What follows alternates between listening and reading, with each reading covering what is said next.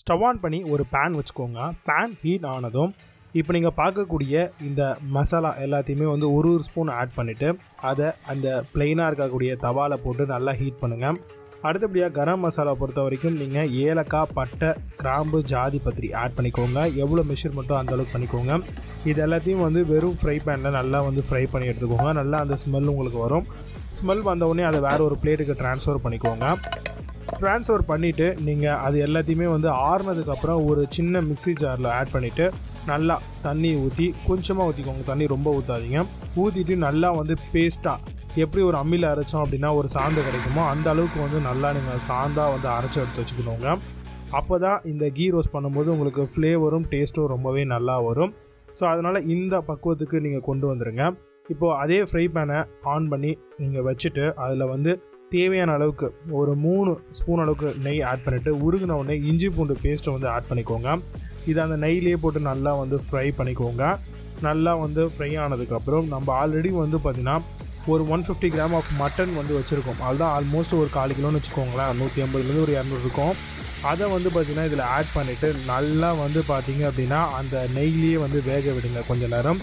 இதுக்கு நடுவில் கொஞ்சமாக மஞ்சத்தூளும் உப்பும் ஆட் பண்ணிங்கன்னா இன்னுமே நல்லா வெந்து வரும். உள்ளே இருக்கக்கூடிய மீட் எல்லாமே வந்து நல்லா உங்களுக்கு ஃப்ளேவர்ஃபுல்லாக வரும். அதனால் அதையும் போட்டுட்டு நல்லா வந்து பார்த்திங்கன்னா அந்த ஃப்ரை பேன்லேயே போட்டு நல்லா வதங்கட்டோன்னு வெயிட் பண்ணுங்கள்.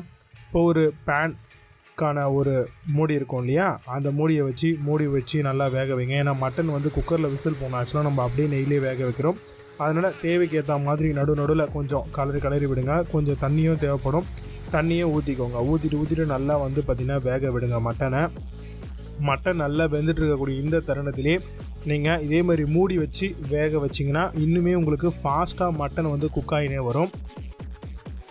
இப்போ நம்ம ஆல்ரெடி இந்த சாந்து எடுத்து வச்சுருக்கோம் இல்லையா, அதை வந்து நம்ம ஸ்பூன் அடிப்படையில் அது மொத்தமாகவே ஆட் பண்ணிக்கலாம். நம்ம ஏன்னா கொஞ்சம் தான் போட்டிருக்கோம். அதை எல்லாத்தையும் போட்டு மிக்ஸி ஜாரை வாஷ் பண்ணி அதை தனியாக அதில் ஊற்றிக்கோங்க. ஊற்றிட்டு நல்லா வந்து பார்த்திங்கன்னா அந்த மசாலா பேஸ்ட்டோடு வந்து வேகணுங்க. இந்த டைமில் நல்லா மிக்ஸ் பண்ணி விடுங்க. நடுவில் வேணும் அப்படின்னா நீங்கள் நெய்யோ இல்லை எண்ணெயோ கூட கொஞ்சம் சேர்த்துக்கலாம். சேர்த்துட்டு நல்லா வந்து பார்த்திங்கன்னா மிக்ஸ் பண்ணி விடுங்க. நல்லா இந்த மாதிரி வந்து உங்களுக்கு கிரேவி பதத்துக்கு வரும். இது நல்லா வந்து வேகணும். ஸோ அப்போ திரும்பவும் வந்து நீங்கள் லிட்டு போட்டு மூடி நல்லா வேக வச்சுன்னா இந்த அளவுக்கு வந்துடும். ஒரு கைப்பிடி அளவுக்கு கொத்தமல்லியும் ஒரு கைப்பிடி அளவுக்கு கருவேப்பிலை அதையும் வந்து ஆட் பண்ணிக்கோங்க. நல்லா ஒரு ஃப்ளேவரை வந்து கொடுக்கும். இது ஃபைனல் ஸ்டேஜில் தான் நீங்கள் இதை வந்து ஆட் பண்ணோங்க. அப்போ தான் உங்களுக்கு ரொம்பவே நல்லாயிருக்கும். இந்த அளவுக்கு உங்களுக்கு ஒரு பக்குவம் வந்துடும். நல்லா கிரேவிலாம் போய் ட்ரை ஆகிற வரணும். இந்த டைமில் நீங்கள் ஸ்டவ் ஆஃப் பண்ணிவிட்டு நீங்கள் அழகாக வந்து ரைஸ் கூட இல்லை ஏதாவது வந்து பார்த்திங்கன்னா இந்தியன் பிரெட்ஸ் கூட தாராளமாக சர்வ் பண்ணலாம். ரொம்பவே சூப்பராக இருக்கும் மட்டன் கீ ரோஸ்ட்.